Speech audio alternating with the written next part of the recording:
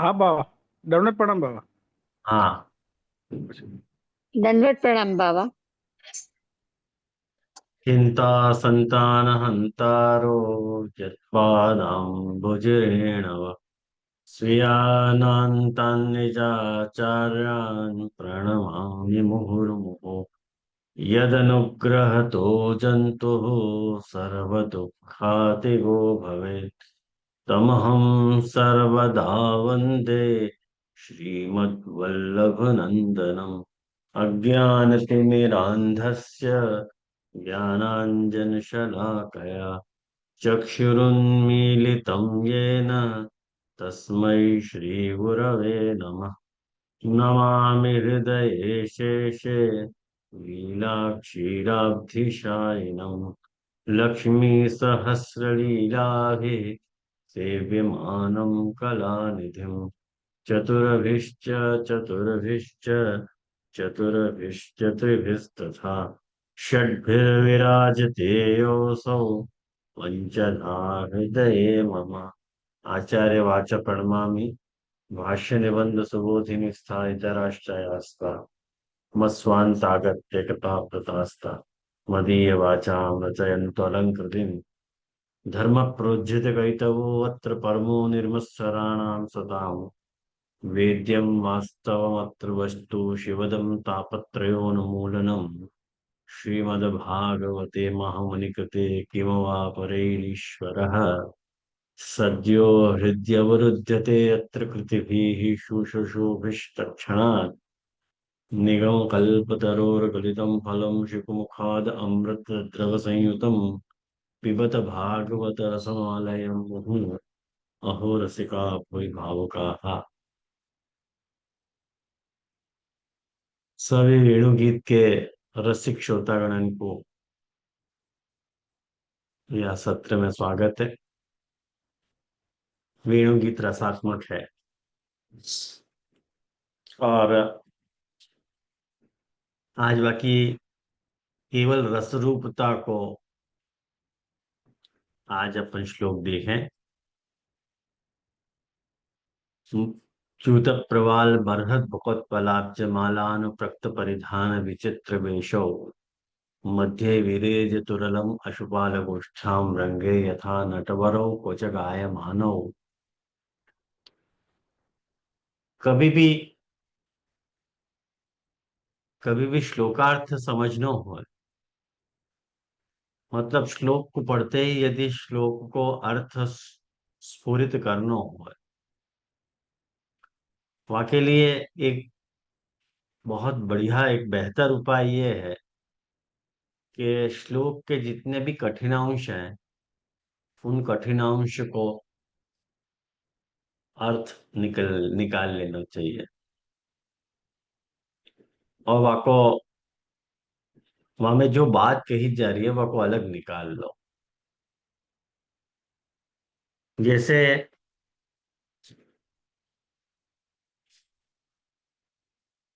चूत प्रवाल बरह और उत्पलाब्ज, बरहस्तबक और उत्पलाब्ज, ये तीन चीजन को और माला अनुप्रक्त या के कारण आपको जो परिधान है वो विचित्र वेश वालों बन गया है।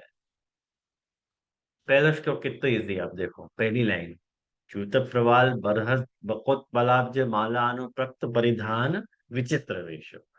इन चार चीजन के कारण आपको परिधान जो है विचित्र वेश वालों हो गया है।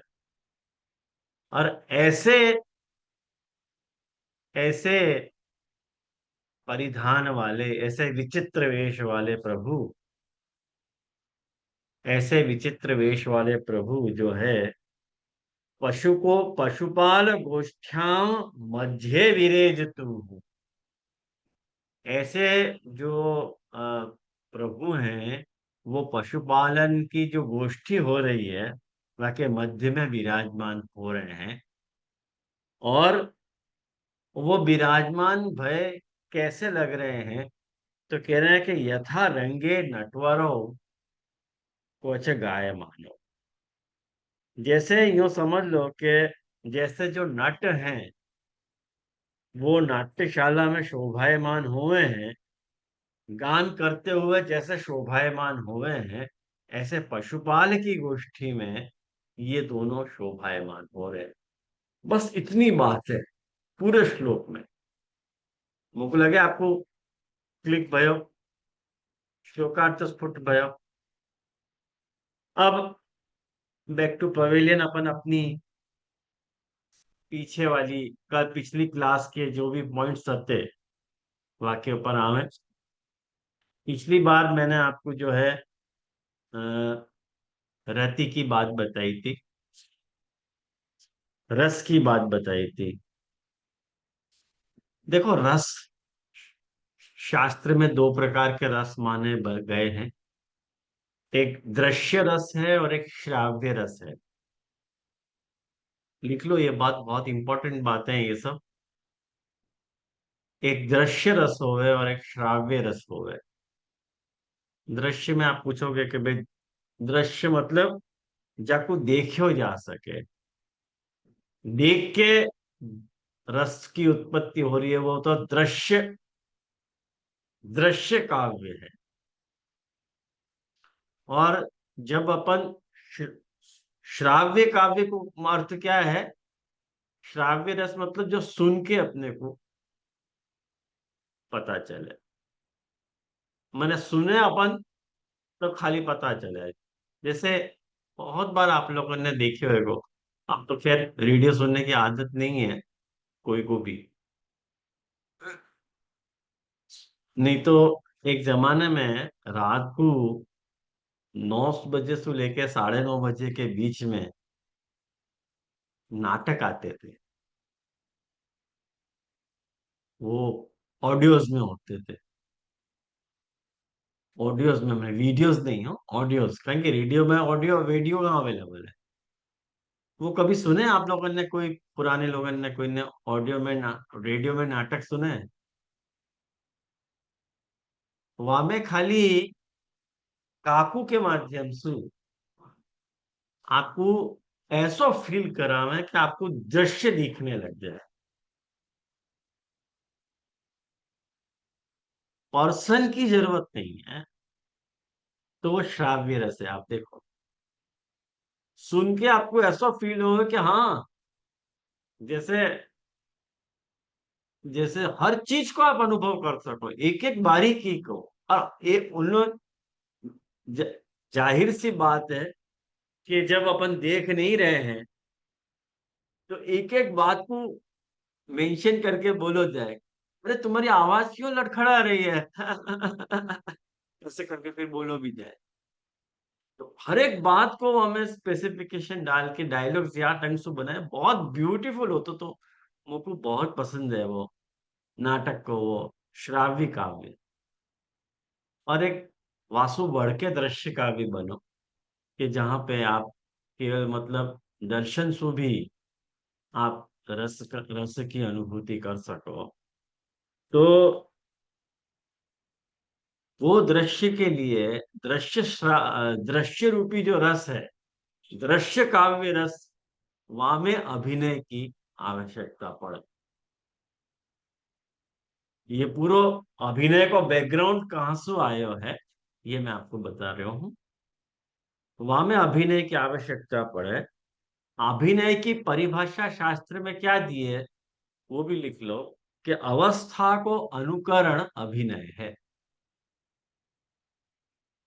अवस्था को अनुकरण अभिनय। वे जा भी अवस्था में आप हो, वह अवस्था को अनुकरण यदि आप कर रहे हो, तो वाको अभिनय कह रहे हैं। और वह अभिनय के, मैंने आपको बताई थी, 4 अंग हैं। वह के 4 अंग हैं, माने आंगिक, वाचिक, आहार्य और सात्विक। ये अभिनय के 4 पार्ट बेसिकली गिनाए गए हैं। जैसे अपन इनको समझना हो तो एक बार फिर अपन या को समझें कि आंगिक अभिनय मतलब फेशियल एक्सप्रेशन, मतलब माने हाथ पैर के, मतलब जो तुम्हारी जो बॉडी बॉडी लैंग्वेज जाको अपन कहे ना, वो आंगिक है। वको आंगी कभी नहीं कह रहे हैं। और जब अपन बोल रहे हैं, पहले साइलेंट मूवी आती थी तो मजा नहीं आती थी, वाचिक अभिनय नहीं होतो तो साइलेंट मूवीज में। वाके बाद साउंड वाली मूवी आने लगी तो वाचिक भयो। मैंने अपन देख सके इतना ही नहीं, अपन सुन भी सके वो जो बोल रहे हैं। खाली अभिनय के द्वारा अपन को नहीं समझना है, अपन सुन के भी वह आकलन कर सकेंगे। लेकिन जब तक आहार्य नहीं है तब तक भले वाचिक और आंगिक होए, मजा नहीं है। आप अपने, जैसे आप राजा को रोल कर रहे हो और आपने पहरो हुए पैंट शर्ट, पैंट शर्ट पहन के आप राजा के डायलॉग बोल रहे हो, राजा को अभिनय कर रहे हो, आहार्य अभिनय तो हो ही नहीं रहा है। आपको सामने वाले को रसानुभूतियां होगी तो होगी कैसे? कैसे मालूम पड़ेगा कि सामने वाला व्यक्ति राजा है? कहीं कि आपको राजा जैसी पोशाक धारण करनी पड़ेगी। जैसे रामचंद्र जी को रोल करना यदि है अपने को, तो रामचंद्र जी जैसे बोलते थे, जैसे बात करते थे, जैसे उनको स्वभाव आता हो, वैसी वो सारी लाइफस्टाइल उनकी, उनको, मैंने तुमको जो है वो बांध के बाकी ऊपर एक, मैंने रामचंद्र जी को जो एक टिपिकल वेश है कि वो तपस्या के लिए जैसे पधारे थे वन में, वहां तेरे को वेश यदि आप धारण कर रहे हो, गेरुआ वस्त्र वगैरह, तो रामचंद्र जी की आपको आहार्य अनुभूति होगी। और राम को राम को प्ले करने वालों, राम को किरदार को रोल करने वालों जो व्यक्ति है स्टेज पे, यदि आपने बैकग्राउंड में वनवास की वनवास की पेंटिंग लगा दी है, तो बिल्कुल आपको ऐसे ही लगेगा कि हाँ, अपन ठाकुर या रामचंद्र जी को अवतार लीला को वो चरित्र देख रहे हैं करके ऐसे लगेगा। अपने यहाँ जो ठाकुर जी के पिछवाई लगे हैं पृष्ठभाग में, वो आहार्य अभिनय को पार्ट है। हाँ, पिछवाई यही लिए अपन लगा हुआ है ठाकुर जी में, पिछवाई के जैसे अपन अन्नकूट भोग धर रहे हैं तो पीछे अपन ने सारो वो स्क्रीनिंग अन्नकूट की कर दी कि गोवर्धन नाथ जी अपने सातों स्वरूपन के साथ, सातों बालकन के साथ अन्नकूट आरोग आ रहे हैं। तो ठाकुर जी को भी आहार्य अनुभूति हो कि हाँ हाँ भाई, मैं वही हूँ, वही हूँ। जैसे गोपाष्टमी के दिन अपन गाय को लगा दे में, पवित्र एकादशी के दिन सातों बालकन की पिछवाई पीछे लगा दे में, ऐसे बहुत सारे रोल हैं। और अपन ठाकुर जी को जो वस्त्र धरा रहे हैं, वो भी आहार अनुभव कोई पार्ट है कि अपन गुसाई जी ने जस स्वरूप में ठाकुर जी को इनकॉर्पोरेट किए थे, वह स्वरूप में आज भी अपन ठाकुर जी को रखना चाह रहे हैं। नहीं तो भागवत में जा तरह को परिधान बताए आप देखो, पीतांबर वगैरह, अपन तो कभी कभार ही धराते होंगे पीतांबर। अभी शीतकाल चल रहे हो तो चाकदार वागन सूतन, जिन्हें क्या क्या घेरदा धरा रहे ठाकुर जी को, कुल्हान धरा रहे। अब देखो तो ब्रिज को ये श्रृंगार ही नहीं है। और अपने आप को अपन ब्रिज से एफिलिएटेड बताना कि अपन ब्रिज से जुड़े हुए हैं। कौन से कोना सु हो तुम ब्रिज में से, ये तो बताओ। सामने वाला पूछेगा तो अपने पास जवाब नहीं है देने के लिए। वो तो वह तरह की अपने को फीलिंग जनरेट होती हो है। एक्चुअली अपन जा लाइफस्टाइल में सेवा प्रकार को जी रहे हैं ना, वह को एक्सप्लेनेशन देना महान भारी काम है, बहुत भारी काम है। जैसे हमसे कोई पूछे ना तो कि आप कौन से ब्राह्मण, तो हम क्या, हम तेलुगु वेलनाडु ब्राह्मण है, हमको तेलुगु बोलनी ही नहीं आवे। हम मैं मेरी पर्सनली बात करूँ तो मुझको तेलुगु बोलनी नहीं है, लेकिन तेलुगु समझ नहीं आवे मेरे को, और वो भी इतनी नहीं। काम चला लो कि क्या बोल रहे हैं इतना तो पता चल जाए। तो कहने को मतलब क्या है कि वह तरह की पूरों को पूरो वह तरह को एक एटमोस्फियर क्रिएट अपन ठाकुर जी के सामने करें, तो तब रसानुभूति प्रकट हुए है। तो वो आहार्य अनुभव को पार्ट है। और जो चौथो और सबसे मोस्ट इम्पोर्टेंट पार्ट है, जहाँ को अपन सात्विक कह रहे हैं, वह सात्विक में ऐसा हो गए वैष्णव कि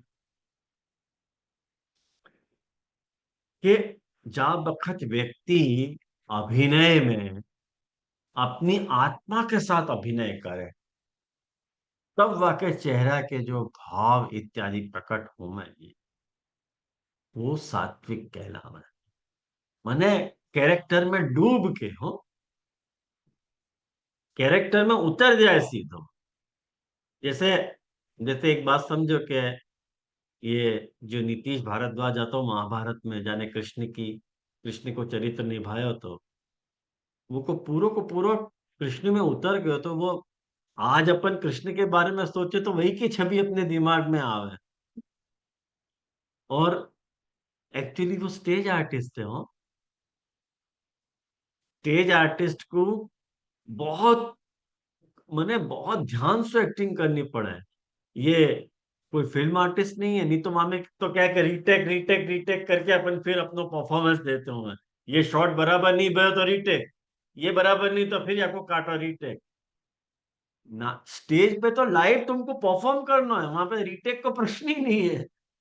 तो बहुत मजी भाई, उच्च अदाकारी चाहिए वहां पे, यदि वहां पे नाटक माने स्टेज पे तुमको ना करना है अभिनय। तो जो भी स्टेज के जो भी अभिनय हुए हैं, वो स्टेज के अभिनय वो इतने सात्विक हुए हैं, इतने सात्विक हुए हैं। माने वहां में आदमी को देख के अपने को अंदाजा आ जाए कि व्यक्ति सच्ची ये हो रहा है करके। जैसे क्रोध को सीन है, तो वाकई आंखें लाल लाल हो जानो, वाकई आंखें तमतमा जानी, होंठ कांपने लग जाने, डायलॉग डिलीवरी के समय होंठ वाके काटने, कप कपाने लगने, गुस्सा के मारे धूजने लग जाना।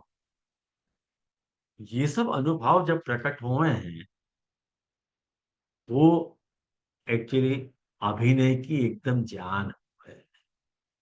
और ये सब चीज अपन जब देखें, तो जो दिखाने वाला है, जो अभिनेता है, अभिनेता दर्शक को अपने अभिनय को अनुभव करवाना चाह रहे हैं।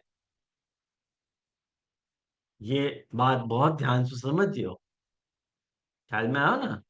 अभिनेता अपने अभिनय के द्वारा दर्शक को अपने अभिनय को अनुभव करवाना चाह रहे, वाकु वह काल में, वह चरित्र में ले जा रहे हो है कि वहां तो करके। जैसे भी अपन को हिस्टोरिक कैरेक्टर को यदि अपन देखे हैं, ऐतिहासिक चरित्र को, तो अपने को लग जाए कि अपन वही है करके। तो वाकई अभिनय को कौशल है, जाके कारण वो ऐसा कर पाया है। तो ये सब रामायण मैंने क्यों गाई, वह सीधो सो रहस्य तो के च्युत प्रवाल बरहत पकोत पलाजुमाला अनुप्रक्त परिधान विचित्र वेशों के द्वारा ठाकुर जी अभिनय कर रहे हैं। ठाकुर जी अभिनय करके रस जागृति करवाना चाह रहे हैं। कौन को रस जागृति करवा चाह रहे हैं? जिनको ठाकुर जी को निरोध करना है, उनकी उनमें रस की, रस को, अपने रस को अनुभव उनको करवाना चाह रहे हैं। अब रस को अनुभव यदि करवा रहे हैं प्रभु, तब तब देखो, जैसे मैंने आपको बताया, तीन चीज है: ऋत प्रवाल, बरहस्तबक और उत्पलाज्य। मतलब आम्र के कोमल पत्ताएं, मोर को गुच्छा, मोर पंख को गुच्छा, और उत्पलाब्ज, कमल की माला, और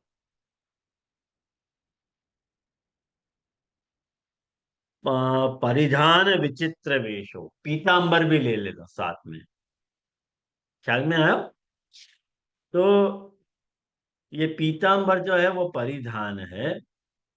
तो ये इन तीजन के द्वारा ठाकुर जी दर्शक में, भक्तन में, खुद में रहे भय रस की, केवल रस की अनुभूति प्रकट करवाना चाह रहे हैं।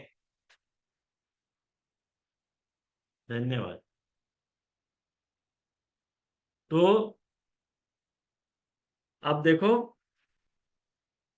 अब ये आप सोचोगे तो अपन आगे बढ़े कि च्यूतानाम आम्राणाम प्रवालाः, माने आम। हाँ बोलो आनंद।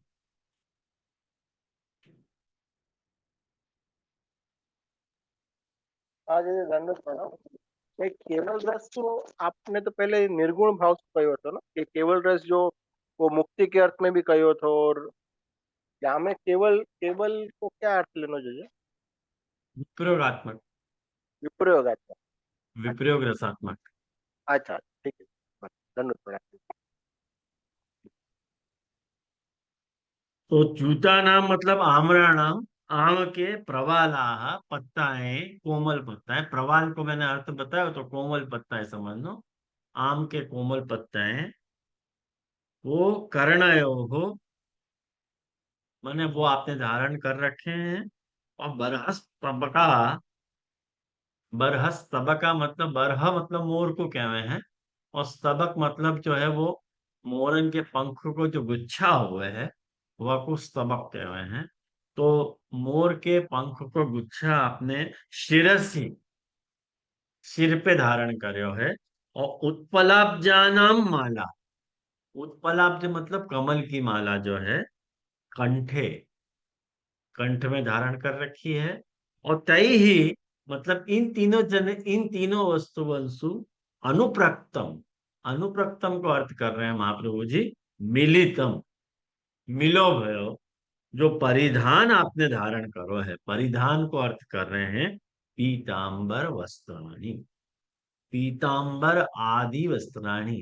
अपन को ज्यादा श्रृंगार की डिटेल दी नहीं गई है, लेकिन आदि में और भी श्रृंगार हैं जिनको समझ लेने हैं अपन, कि भाई और भी श्रृंगार आपने किए और कितना वर्णन करेंगे। बेचारे श्लोककार ने नहीं बताया है, लेकिन पीतांबर आदि महाप्रभु जी बता रहे हैं कि और भी हैं, और भी आपने कोई धारण करो एगो। पीतांबर तो एक बात समझो, पीतांबर तो ऊपर धारण किए होएगो ना, तो नीचे तो आपने धोती धारण करी होगी कि नहीं, वो वहां में वो आदि में अपने को ले लेना। और तय ही या के कारण विचित्रो वेशो ययो, या के कारण क्या भयो है कि विचित्र वेश वाले जो ययो हो, मतलब ये बलराम और जो है ठाकुर जी, एतादृशो उभाव अपि, ये दो दोनों जने हैं पशुपाल गोष्ठम, पशुपाल गोष्ठम मतलब पशुपालन की जो, पशुपालकन की जो, ग्वाल बालन की जो सभा है, गोष्ठी है, मंडली है, वाके बीच में जो है शोभायमान, विराजमान हो रहे हैं। और या के कारण महाप्रभु जी पेज नंबर 288 प्रबोधनी जी में, पेज नंबर 288 पे पहली पंक्ति के रसाभिनय। अब ये सब बात को महाप्रभु जी अर्थ बता रहे हैं कि भाई ये क्यों वर्णन आ रहे हो, ये सब क्यों बताए हो। ये माने आम के कोमल पत्ताएं, मोर को, मोर के पंख के गुच्छाएं, कमल की माला और पीतांबर आदि को निरूपण क्यों आ रहे हो है। तो आपको रहस्य महाप्रभु जी कारिकान में बता रहे हैं। ये देखो ये कारिकाएं, ये कारिकाएं बहुत इंपॉर्टेंट हो हैं। ये खाली वेणुगीत की ही कारिका की बात नहीं है। जब कोई भी आप अध्याय पढ़ो हो तो सबसे पहले कारिकाएं देखो। ये जो दो लाइन की जो पंक्ति हो है ना, वो आपको कारिका कहना है। जहां में महाप्रभु जी क्या करें कि पूरे अध्याय को सार लिखते हैं, पूरे अध्याय को, या कभी कभी महाप्रभु जी को मूड होवे ना तो पूरा अध्याय कवर अप करें, या कभी ऐसा मूड होए तो आगे के 8-10 श्लोक कवर करें, कभी मूड होए तो खाली आगे को श्लोक ही कवर करें, और कभी मूड होए तो कुछ बोले भी नहीं, सीधे स्टार्ट करें। ये महाप्रभु जी के मूड के ऊपर आधारित बात है कि कैसे महाप्रभु जी वह को प्रस्तुत कर रहे हैं। तो यहाँ महाप्रभु जी ने ये जो 3 4 5 6 जो है वो कारिकाएं दी हैं यहाँ पे, और उन 6 कारिकाओं में लगभग सारी बात कह दी है। बजाय शब्दगत व्याख्या करने के महाप्रभु जी ने कारिका दे करके श्लोक स्पष्टता करी है। मोक लगे क्लियर भयो आप लोगों को बराबर। तो कह रहे हैं कि रसाभिनय, रस को जो अभिनय है वह में अवतार वेद अवतारवद, अवतारवद एव आवेशस्य उपयोगाद द्विवचनम। ख्याल में आयो भाई? अवतार अभिनय में महाप्रभु जी अभिनय की बात कर रहे हैं, तो वह अभिनय में जो है अवतार ठाकुर जी को दो जने को भयो, तो कृष्ण और बलराम को दोनों को अवतार भयो, तो यानी दो की बात आ रही है।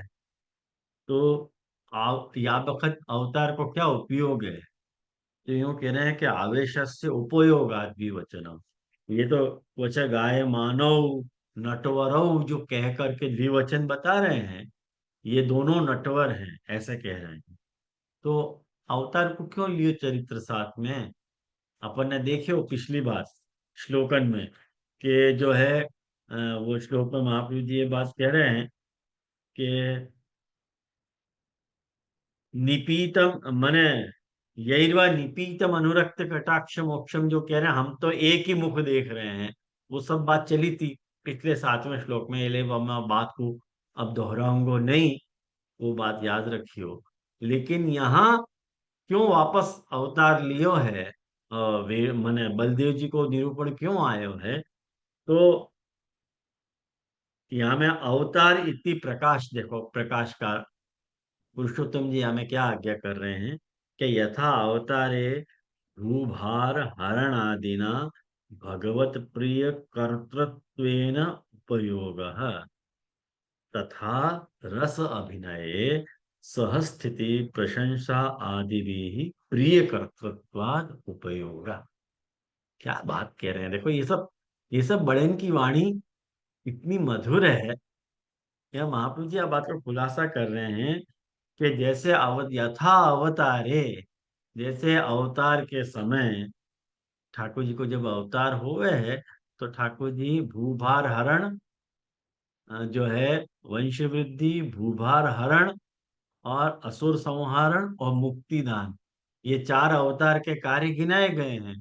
तो ये जब भूभार हरण जब कर रहे हैं ठाकुर जी, तो वो ठाकुर जी नहीं कर रहे हैं, वो वो जो लीला है ठाकुर जी अपने अंश सु करवा रहे हैं। तो जान में आपको आवेश है, उनके द्वारा प्रभु वो करवा रहे हैं। तो बलराम जी में ठाकुर जी को आवेश है, या लिए भूभार हरण की जो भी प्रक्रिया है वो हमेशा बलदेव जी को टैकल कर रहे हैं।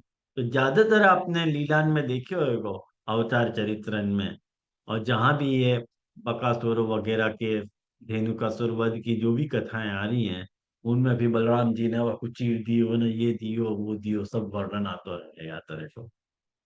तो तो जैसे वो अवतार को जकाई कि देखो, जब ये जो पूर्णा अवतार है वो तो 2 ही बखत प्रकट भयो है, एक सारस्वत कल्प में प्रकट भयो और एक श्वेत वाराह कल्प में भयो। और अपन लोगन के महत भाग्य के अपन श्वेत वाराह कल्प में है, जहाँ कल्प में ठाकुर जी को पूर्णा अवतार प्रकट भयो है। तो जो पूर्णा अवतार हो गए है, वो प्रकट होकर सिर्फ भक्तन के संग आनंदात्मक रमण ही करे हैं, और बाकी के जो अवतार के कार्य हैं वो प्रभु अपने आवेश आदि सु व्यूह आदि सु प्रभु उनको करावे हैं। ये बात अपन ने वेणु गीत के प्रारंभ में ही मैंने आपको बहुत विस्तार से समझाई थी ये सारी बातें। तो मेरे सद्भाग्य 1 बरस हो गया हुआ बात को, शायद याद हो जाए तो बहुत अच्छी बात है, नहीं याद हो तो ये याद रखो। तो वो जो भू भू के भार को जो हरण करना है, वो भी तो अवतार कार्य है। तो वो ये अवतार आवेश वाले कर ले हैं वो काम। वह तो ठाकुर जी बहुत प्रसन्न रहे मैंने, यानी उनको साथ में रखे हैं। भगवत प्रिय कर्तृत्व उपयोग, के लिए उनको उपयोग है, कहें कि भगवान को प्रिय कार्य करने वाले होने सु। अब रसाभिनय, अभी लेकिन रस अभिनय, जब रस को अभिनय कर रहे हो तब या में इनकी क्यों जरूरत है? तो कह रहे हैं ना जरूरत कि सहस्थिति प्रशंसा आदि भी ही प्रिय कृतित्व है। कि ठाकुर जी कोई काम करें और ये बलराम जी आके प्रशंसा करे, अरे वाह वाह वाह वाह, क्या काम किया, क्या काम किया, वाह, बहुत सुंदर बहुत सुंदर। ठाकुर जी को मूड आ जाए, आवे कि नहीं? अपन कोई काम कहें और अपनी की कोई तारीफ करने वाला हो तो अपने को जोश आवे कि नहीं आवे?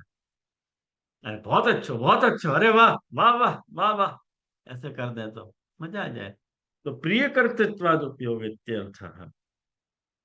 तो अब नीचे देखो, योजनाकार भी बहुत अच्छी बात बता रहे हैं। मिली आपको पंक्ति योजनाकार की 288 पेज पे, पेज नंबर 288 पे, जहां योजना लिख रहे हो, वो मैं बांच रहा हूं पंक्ति के रसाभिनय अवतारवध इत्यादि। यूं कर दोगे तो हमको आ जाएगा समझ में, मिल गई पंक्ति। हाँ। हम्म। बलदेवे यह पुरुषोत्तम आवेश तस्य रस रूपत्वेन रसाभिनये। बलदेव जी जो, जिनमें पुरुषोत्तम प्रभु को आवेश है, उनकी रस रूपतया, रस के अभिनय में कहाँ बलदेव को उपयोग है? तो कह रहे हैं स्कंध बाहु धारण आदि न स्वामिनी रमण समय अभिनय करण आद्यर्थम बलदेव उपयोग। जैसे मने स्कंध पे, कंधा पे चढ़ा लेने में और इन सब बातन में, और जब सामने जी के संग ठाकुर जी लीला करें, वहां बखत जो है वो वहां बखत जाप तरह को भी अभिनय अपेक्षित हो गए है। वहां बखत वो अवतार वगैरह को बलदेव जी को वहां तरफ वैसो उपयोग कर रहे हैं ठाकुर। कोई ऐसा चाहिए साथ में, कोई अपना एक पर्सनल व्यक्ति तो चाहिए ना, जो अपने रस के अभिनय को सामने रिस्पॉन्स दे सके, वह तरह यूं। तो ये बात अपन ने पंक्ति अच्छी तरह से देखी कि रसाभिनय अवतावद आवेशस्य उपयोगाद विवचनम। तो या पशुपाल गोष्ठी में बलदेव जी भी विराज रहे हैं और ठाकुर जी भी विराज रहे हैं। अब ठाकुर जी के वेश की बात करी जा रही है कि गुणा माया च वेशार्थम उपयुक्ता भवन्ति ही। देखो क्या कह रहे हैं, गुणा माया च, गुण और माया ये वेश के लिए उपयुक्त हैं, मतलब उपयोगी हैं, हो ही हैं। ही शब्द सु निश्चितता लगा रहे हैं। वेश और गुण माया के लिए, मतलब वेश के लिए उपयोगी है। अब देखो अभिनय करना है तो वेश तो धारण करना पड़ेगा ना। ठाकुर जी रसाभिनय कर रहे हैं, और जब ठाकुर जी रसाभिनय कर रहे हैं तब आपने जो वेश धारण कियो है वह को कुछ ना कुछ मतलब है, अर्थ है। या लिए महाप्रभु जी कह रहे हैं कि गुणा माया च वेशार्थम उपयुक्ता भवन्ति ही तो रसाभिनय चत्वारो अर्था निरूप्यते। या लिए रस के अभिनय के लिए चारों पदार्थ निरूपित किए गए। चार पदार्थ कौन कौन से? तो अब बता रहे हैं कि देखो, ये जो गुण है ना, गुणा और माया, गुण तीन है और माया एक है। रस के अभिनय के लिए गुण और माया को उपयोग है, ये अपन ने देखे हो। तो गुण कौन से? तो कह रहे हैं कि रूप, रस, रूप और सुगंध, ये तीन गुण हैं। और माया मतलब पीतांबर, ये ठाकुर जी ने धारण कर रखा। मतलब ठाकुर जी ने जो प्रवाल धारण कर रखे हो है, चूतक प्रवाल, हाँ। और ठाकुर जी ने जो बरहस्तबक धारण करो है। और तीसरा गुण कौन सो, कि ठाकुर जी ने जो कमल की माला धारण कर रही है वो। ये इन तीनों वस्तु अंशु ठाकुर जी के गुण को निरूपण हो रहा है। कौन से गुण भाई? कौन से गुण? ये तो अपने को हो कि नहीं चर्चा। तो देखो एक बात समझो कि ये जो प्रवाल सु प्रवाल बराबर रस बतायो, स्तबक बराबर रूप बतायो है, और माला बराबर सुगंध बताई है, और परिधान बराबर, परिधान मतलब वस्त्र, वाक बराबर पीताम्बर बतायो। तो ये एक दो तीन चार हो गए। आई समझ में कि नहीं आई? अब देखो, अब या मैं टीकाकार और बहुत सारी बात कह रहे हैं वैष्णव, वो सारी बातों में मैं आपको नहीं ले जाऊंगा। मैं सीधे आपको क्रीम बात बता रहा हूँ कि ठाकुर जी ने जो है वो आम्र के कोमल पत्ताएं, जो रस है, वासु रस को सूचन कियो है। क्या रस को सूचन कियो है? कि मैं रस रूप हूं। हाँ बोलो आनंद जी। अजय जी, वो आप जरा वापस से लिखाएंगे, तीन वो गुण के और चार जो कहा ना आपने। सूचक प्रवाल एक, हाँ, उसके बाद बरहस तबक दो, बराबर। और माला कमल की। हम्म। ये तीन चीज सु गुण बताए हो प्रभु को। बराबर। और परिधान मतलब माने पीतांबर जो है, ये जो पीतांबर को आया तो वर्णन, परिधान जो बताया रोमाल। ना, परिधान, रोमाल। परिधान सु पीतांबर बताया, ये चार हो गए। ठीक तो है। महाप्रभु जी यूं कह रहे हैं कि प्रवाल सु रस बताया। आगे जाके देखो आज्ञा करेंगे महाप्रभु जी। जी जी जी। रस रूप रस रूप सुगंधा नाम प्रतिष्ठा त्रिषु निश्चिता। ये पेज नंबर 290 पे, दूसरी कारिका में है ना। मिला आप लोगों को?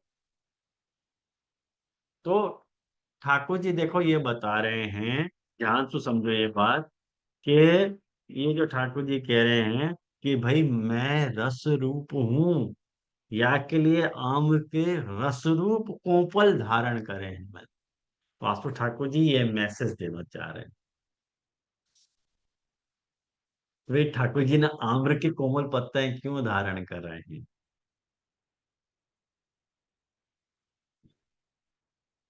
तो यार ये आम्र वृक्ष में रस प्रतिष्ठित हो जैसे हुए, ऐसे मेरे में रस प्रतिष्ठित है। मैं धर्मी स्वरूप हूं। ये ठाकुर जी को कोडेड मैसेज है। आई समझ में? वाक्य बात, मैं रूप सु सुंदर हूं। मैं रूप सु सुंदर हूं, या को ज्ञान करावे के लिए मयूर पिच्छ के गुच्छाएं धारण करें ठाकुर जी।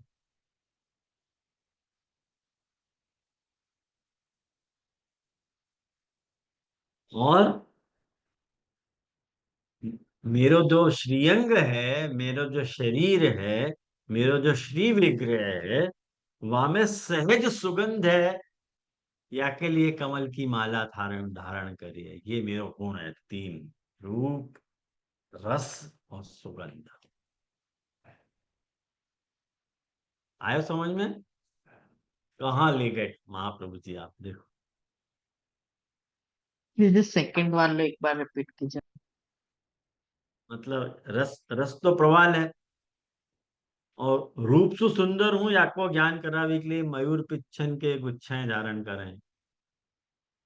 और ठाकुर जी के श्री विग्रह में सहज सुगंध है, याको मने याकू बतावे के लिए ठाकुर जी ने कमल की माला जो है वो धारण करी है। और रस गुप्त है, याकू बतावे के लिए माया रूप पीतांबर धारण किया है। रस ओपन नहीं है, माया। ये बात देखो पहले भी आ गई है, हाँ, पहले भी आई है ये बात। चलिए, अब आपको रिपीट नहीं करूंगा मैं, आप रिकॉल करियो, ठीक है? कुछ पूछना है? हाँ बोलो।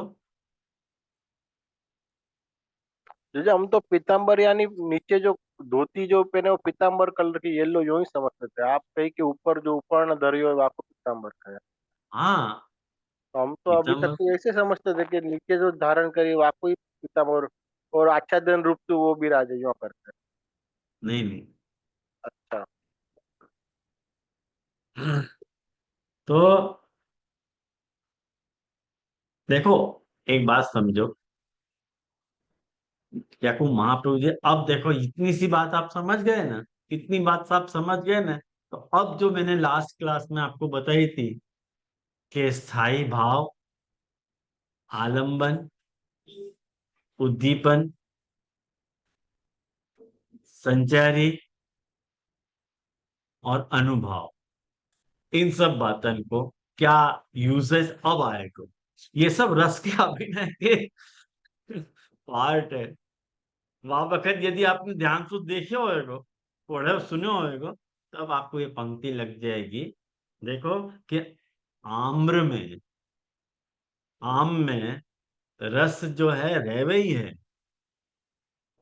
रस स्थित है कि नहीं आम में? आम में रस स्थित है, यार ये वहां में रस को स्थाई भाव है।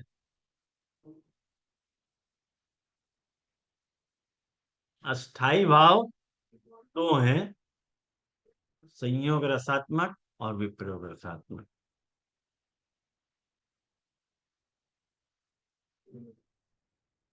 मयूर में जो रूप की बात, पहले रस की बात बताई, अब रूप की बात देखो कि मयूर में रूप है।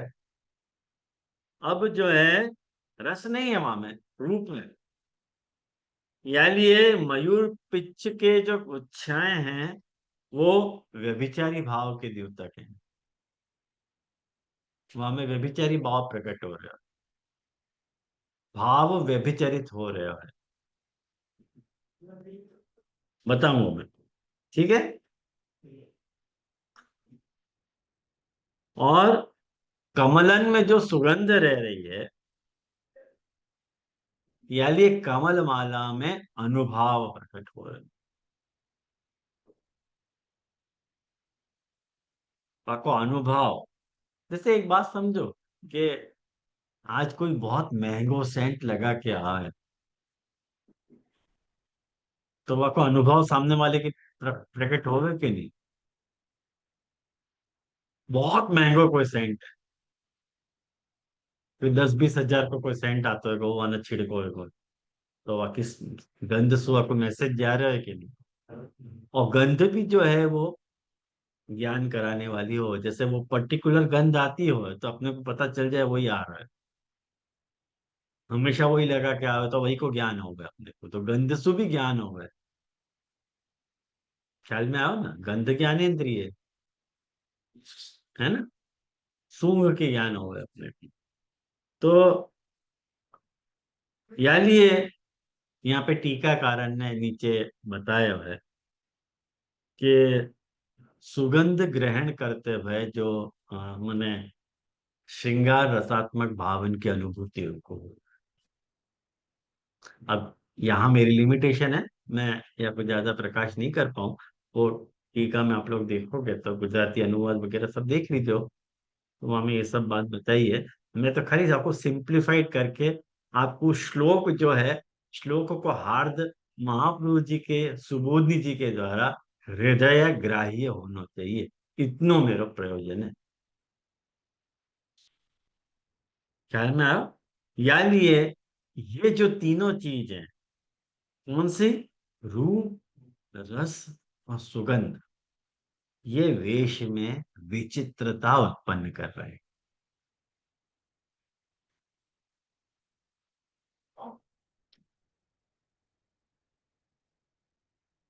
लेकिन टीकाकार नीचे, लालू भट्ट जी और योजनाकार देखो हमें ले कह रहे हैं कि पूर्ण वैचित्र जो है वो तो आच्छादन वस्त्र ही करे। वो जो आच्छादित वस्त्र है वही पूर्ण वैचित्र प्रकट करे है।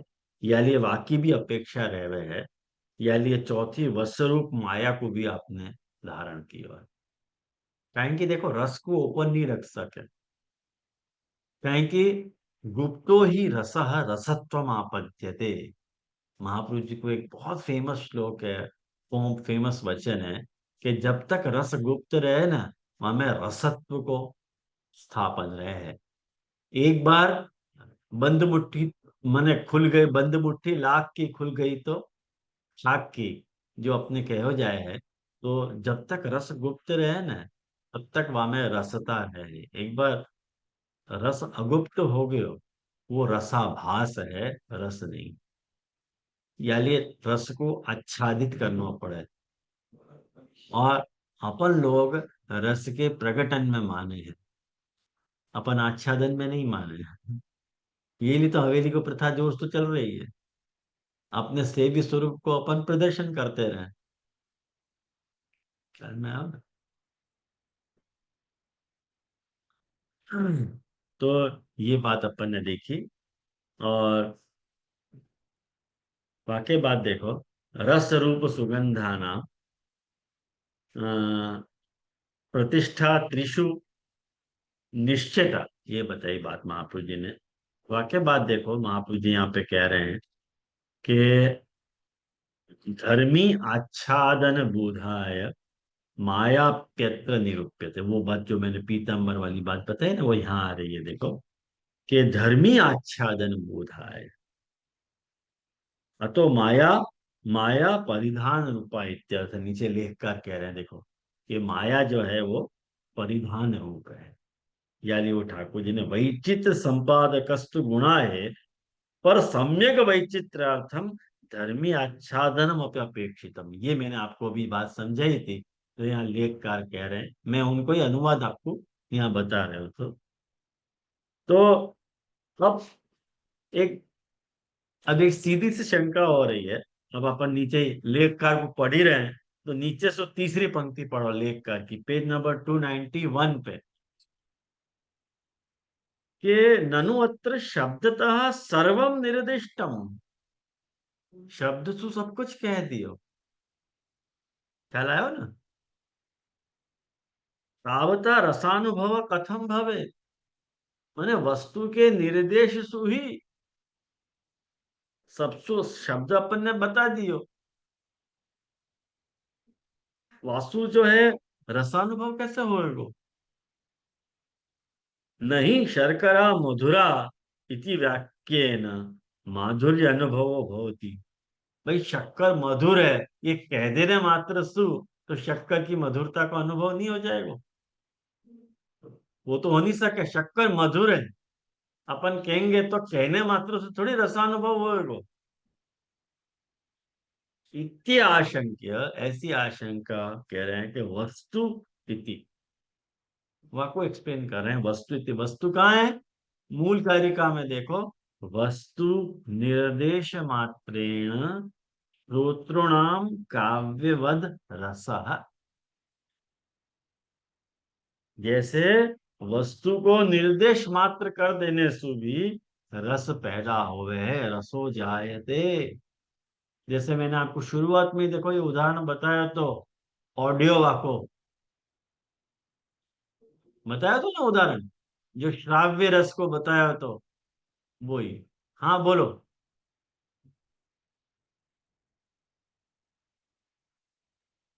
ये जो मेनली 291 में तो नीचे से लेखकार की तीसरी लाइन तो नहीं दिख रही जैसे। आपके पास कौन सी पंक्ति है? लेख लेख 291 पेज। वहीं पे तो है। धर्मणी स्वरूप हाँ, तीसरी पंक्ति व्याख्या मैंने जन कही। नीचे से ती, तीसरी कही है जी आपने। तीसरी पंक्ति के तीसरी पंक्ति जहाँ खत्म हो रही है वहीं तो है, ननु अत्र शब्दतः सर्वम निर्दिष्टम। एक बे त्रण। हाँ अभी मिली जब आपने नीचे से तीसरी कही तो मैं कभी को ढूंढ रहा हूँ। नहीं नहीं, लेख में ऊपर तो तीसरी, नीचे से ही बोलोगा मैं। हाँ जी नीचे से अच्छा सॉरी, तो फिर नहीं नहीं। हाँ तो यूं कह रहे हैं कि तत्र दृष्टांत, वहां दृष्टांत दे रहे हैं, श्रोतृणाम काव्यवत, जब सुनने वाले को काव्य के जैसे, यहाँ महाप्रभु जी कह रहे हैं ना कि वस्तु निर्देश मात्रेण श्रोतृणाम काव्यवद रसः, माने वस्तु के निर्देश से ही श्रोतान को काव्य के समान रस प्राप्त हो गए हैं, और यह फल रस भरित है। और आगे कहेंगे, अच्छा पहले रस या के लिए शून्य मात्र से रस की अनुभूति हो गए, ये बात बता दी। तो वहां पे यूं कह रहे हैं कि जैसे यथा काव्यस्य रसवद वाक्यम काव्यम इत्युक्तत्वेन रसवत्वात् तश्रवणे सति तन्निष्ठो रसः श्रोतृभिः चर्वणाया आस्वाद्यते, तथा एतद् वाक्यस्य परितः सुधागलन रूपं वर्णनम् इत्युक्तत्वेन रसवत्वाद् अन्योन्य तत्श्रवणे सति तन्निष्ठो रसः श्रोतृभिः अन्योन्य चर्वणाया आस्वाद्यते। मतलब जब यह रस को वर्णन कर रहे हैं, जैसे श्रोता में, मैंने जब कोई बोले है और कोई सुने हैं, तो वह सुनने में, जो मैंने आपको पिछली बार एक कविता भी गा के बताई थी कि कौन सी कविता थी तो मुझको याद नहीं रहा, अब कल अचानक याद आई थी। कविराज कविता के मत अब तुम कान मरोड़ो, धंधे की कुछ बात करो, कुछ पैसे जोड़ो। तो ये देखो, अब ये जो सुनने के साथ ही सुनने वाले को काव्य के रस की अनुभूति हो रही है। ऐसे ठाकुर जी ने जो वेणुनाद कियो है, वह वेणुनाद के मधुर रस को श्रवण जब इन लोगों को हो रहे है, तब इनको रसानुभूति हो रही है। ख्याल में आया ना? वो जो गाय मानो हो रहा है ना, ये 8वें श्लोक में गा बजा रहे हैं ना नित्य के, वो पैसे जब आयो नहीं है, लेकिन पूरे श्लोक का अर्थ यही है कि काव्य रस के जैसे इनको अनुभूति हो रही। तो कह रहे हैं कि वो श्रवण की प्रक्रिया से आपको आस्वादन हो सके, श्रवण की प्रक्रिया से श्रोत्र भी ही चर्वणाया आस्वाद देते, वह को श्रोत्र के द्वारा चर्वित की हो जाए। अपन यूं समझे कि भोजन के द्वारा ही वह को आस्वादन हुआ, नहीं, सुनने के द्वारा भी आस्वादन हो सके। कोई कोई चीज इतनी मधुर होवे कि सुनने के साथ ही अपने को मधुरता को अनुभव करावे। जैसे ठाकुर जी को जो वेणुनाद है, वो यही तरह का मधुर है, वहां में रस भरो गयो है। रस में माने वेणुनाद में कोई प्रकार को सम्मोहन है, वो सम्मोहन प्रकट हो गए। आयो ना ध्यान में? या लिए डिफिकल्ट जा रही है पंक्ति? क्या नहीं आ रहा समझ में, तुम बताओ।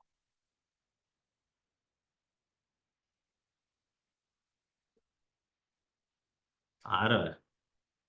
उमंग को नहीं आया शायद, हाँ पूछ बोल।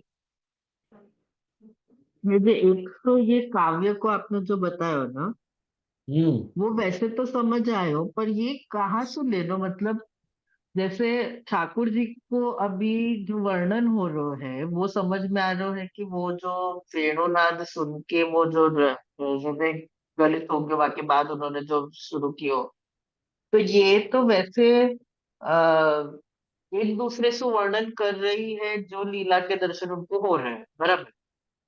तो यहाँ जो ठाकुर जी ने वेश धारण किया है, जो आपने गिना है वो मयूर पुच्छ कमल और पीताम्बर आदि को, तो हम्म। वो देखने से आएगा ना, मतलब उनको देखने से, या क्योंकि दृश्य सामने है ना, मतलब उनको वेणुनाथ की वजह से उनको जो वर्णन कर रही है वो ऑब्वियसली दिख रहा है, तभी वो वर्णन कर रही है। तो वो देख भी रहे हो, सुन भी रहे हैं। वेणुनाथ सुन रहे हो, वो आप कह रहे हो। सुन भी रहे हैं और देख भी रहे हैं ना स्वरूप को। हाँ हाँ। तो दृश्य और यार श्राव्य दोनों हो रहे हैं। दोनों हो रहे हैं, ओके ओके। यार ये आप श्राव्य में काव्य लगा रहे हाँ, हो, ओके। ये थोड़ा कंफ्यूजिंग है क्योंकि दृश्य ही अभी दिख रहा है ना, वो श्रोतव्य को थोड़ा समझना पड़ेगा कि नहीं वेणुनाथ सुनाई भी कंटिन्यूस दे भी रहा, है, सुनाई कंटिन्यूस भी भी दे है। रहा। बराबर। ऐसा नहीं है कि वेणुनाथ एक ही बार भयो। ओके। नहीं, नहीं, एक बात समझ, लाइव टेलीकास्ट हो रहा है। हम्म। ओ अच्छा। हाँ, अच्छा उनको यार खाली, ये नाटक हाँ, लाइव खाली टेलीकास्ट है। साइलेंट पिक्चर नहीं है। नहीं, बिल्कुल नहीं। दृश्य और श्राव्य दोनों हो रहे हैं। अच्छा। तो यहाँ पे देख, एक बात समझ, वो ढोल गरबा नहीं है, वन राते वन माँ वंसरी वगाड़ी, हाँ। हमारा मंदिर सब क्या है वो, मेरे को बहुत फेमस वो ढोल पद है, अभी नहीं याद आ रहा है एकदम से।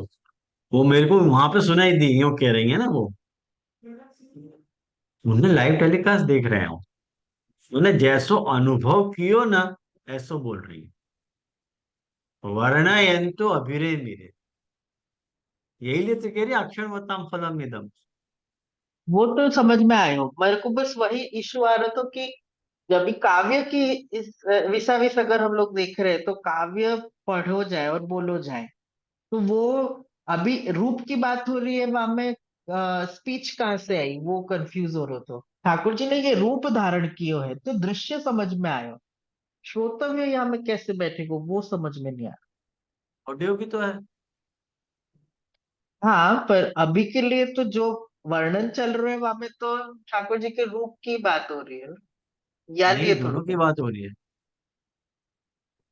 अच्छा। दोनों नहीं की पर बात हो रही मयूर, मयूर पिच आम्र, आम्र पल्लव, है। एक एक कमल बात और समझ, एक बात समझ, नाटक में तुमको सुनाई दे रहा है कि नहीं सुनाई दे? नहीं देवे देवे डेफिनेटली देवे। वो हाँ, तो मैं बस वो तो ठाकुर जी क्वेश्चन ही नहीं मूक कर रहा हूँ। अभिनय नहीं कर रहे हैं।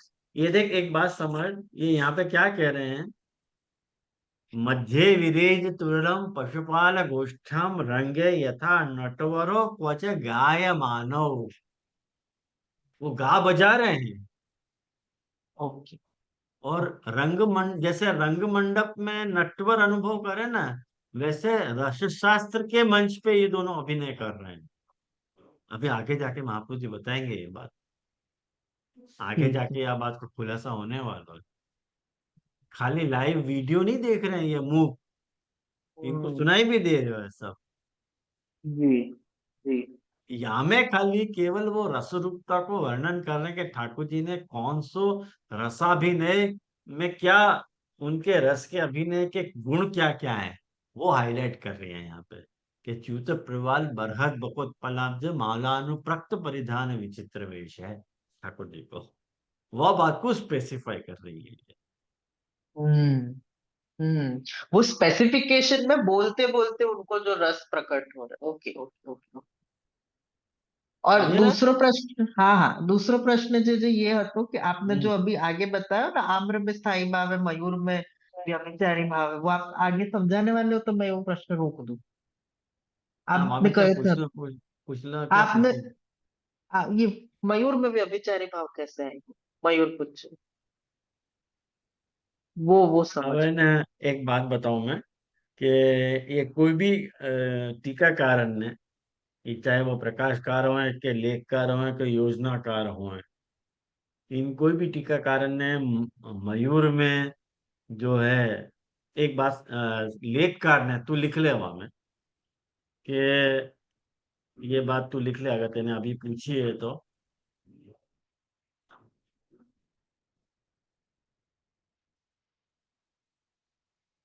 कि ये जो च्युत प्रवाल है वो रजो रूप है, माने रजो भावात्मक है। और मयूर गुच्छ जो है वो तमो रूप है। ये लेख कर नहीं खुलासा की हो यह बात को। और कमल की जो माला है वो सत्व रूप है। सत्व रजतम आ गया। और वहां को खुलासा भी कर रहे हैं कि भाई प्रवाल जो है वो रज रूप क्यों है, तो क्या कि विविध भाव की उत्पत्ति करे आसो। देख मैं बताऊं तो को पेज नंबर, योजनाकार ने बताया, सॉरी।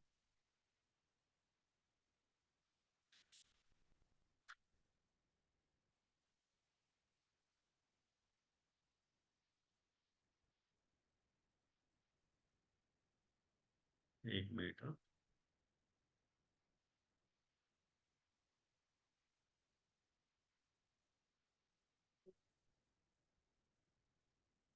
पंक्ति कहाँ पे ऐसो देखी थी मैंने, मिल नहीं रही है, लेकिन हाँ ये रही, पेज नंबर 288 पे।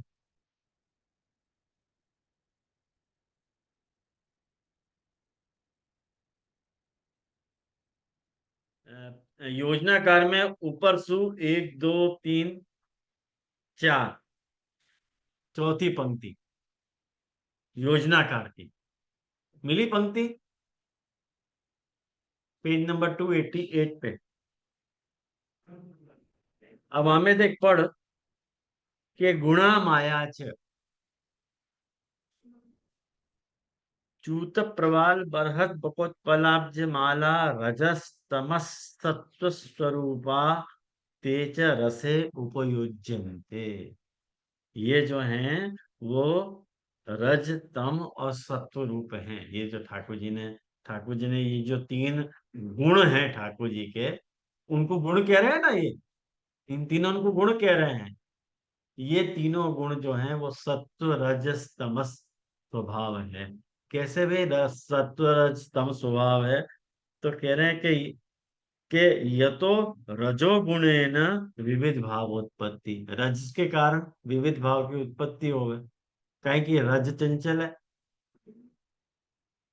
विविध भाव की उत्पत्ति हो गए है।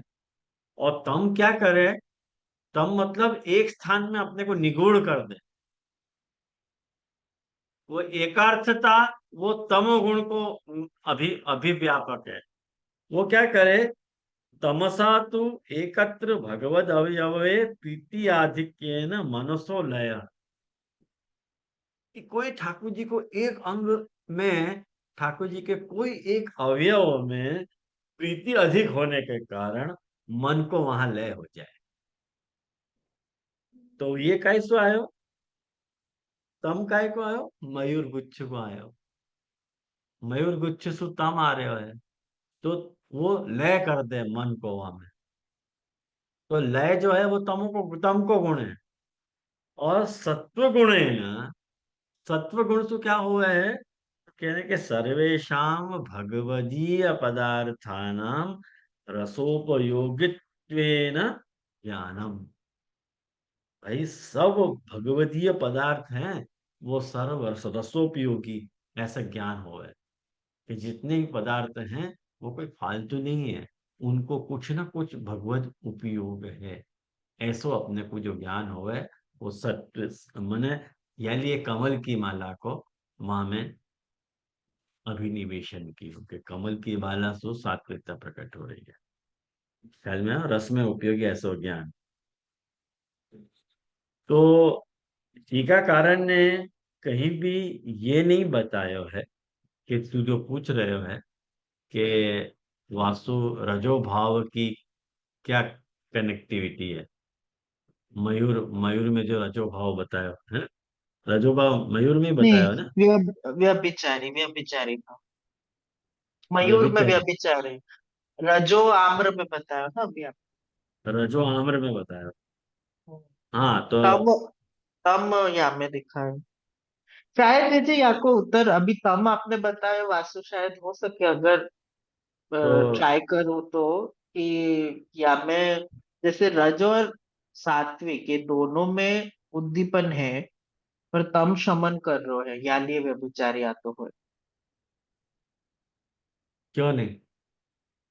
क्योंकि वैसे तो उद्दीपन को ही प्रकार, आप ठाकुर जी तो वही कर रहे हैं, उद्दीपन ही कर रहे हैं, रस को उद्दीपन ही एक्चुअल बेस तो वही है। तो बेस तो अगर स्थाई अगर आम्र में, तो क्योंकि आम्र आम्र पत्ता स्वयं रस रूप है, प्लस वो रजोगुण मतलब और वो विभिन्न तो भाव। बहुत गर्मी की बात हो गई ना वो। हाँ हाँ, मैं दोनों को मिक्स कर रहा हूँ जानबूझ के। हाँ तो हाँ। अगर आम्र को अगर रस स्वयं रसात्मक प्रभु है, वहां में विभिन्न भाव प्रकट करने वाले रज रूप भय, जासु व्यभिचारी भाव और तम को मिक्स करे, तो फिर वो, क्योंकि मयूर कुछ अटका दे आपको मुखारविंद पे, वो शायद वा कारण सु मैं समझू कि व्यभिचारी वाकु करो। मैं वैसे ही देख रहा हूँ, मुझको बस वो कमल की माला में रसोपयोगिता कैसे आ रही है, वो थोड़ा विचार करना पड़ेगा, योजनाकार क्या कह रहे हैं। सात्विकता में जो आपने लास्ट बताया ना, कमल की माला में सत्व में, वो हम्म। थोड़ो थोड़ो समझनो तो, कि बाकी सब तो चलो समझ में आ गयो, पर कमल माला सु उपयोगिता कैसे समझनी, वो थोड़ो डिफिकल्ट जा रहा मैं देख लो एक बार और विषय। है। हाँ जी। कुछ भी बताने से पहले, अन्यथा व्याख्यान करने से पहले अच्छा है कि मैं विषय को एक बार देख लूं, फिर तुम लोग उनके संग को डिस्कस करो, है ना। तो मेरे को लगे अपन यहाँ रखें आज। कहें कि वैसे वैसे तब कारिकाएं बाकी हैं, लेकिन कारिकाएं में भी बहुत सारी बातें हैं। अभी 8वां श्लोक खत्म नहीं होएगा, अभी तो एक दो क्लास और लगेगी मुझको लगे, फिर पूरा होएगा। लेकिन अ, अब तक को जो भी अपन ने निरूपण देखियो है, वो आप लोगों को उतनो तो आया ना ख्याल में, कि उतनो भी नहीं आया, जितनो पंक्ति के अनुसार उतनो उतनो क्लियर है ना, ठीक है। हाँ बोलो आनंद जी, क्या बात।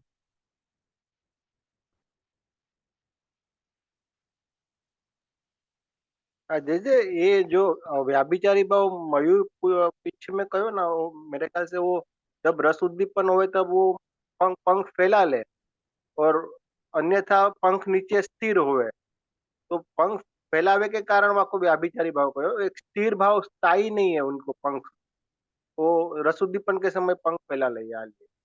मे तो भी, हाँ मे भी हो हाँ सके, जी हो जी। सके। और एक बार मैं विचार लूं, फिर कंफर्मेशन करूं, हाँ। हाँ जी हाँ जी। ये डिस्कशन बहुत अच्छो रहेगो, ये वालो जो अभी हाँ आएगो ना, वो हाँ अभी अभी आपने जो आगे सिखाया ना, वो अभी एकदम ध्यान आ रहा है कि क्यों संचारी और ये सब आपने एकदम डिटेल में हाँ सिखाए हो। अब वो हाँ पंक्ति में समझ आ रहा है। हाँ, वो यही के लिए तो सिखाया, तो पहले बैकग्राउंड नहीं पता होगा तो फिर बहुत मुश्किल होगी। वरना अभी व्यभिचारी आप समझाने बैठते तो अभी एकदम। तो यहाँ रखे अपन आश्रय का पक्ष।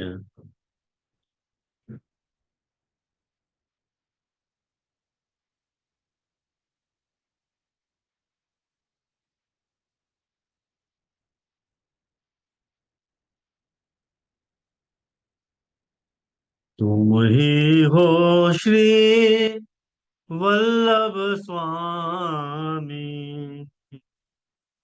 तुम ही हो श्री वल्लभ स्वामी, मेरे अंतर की गति जानो,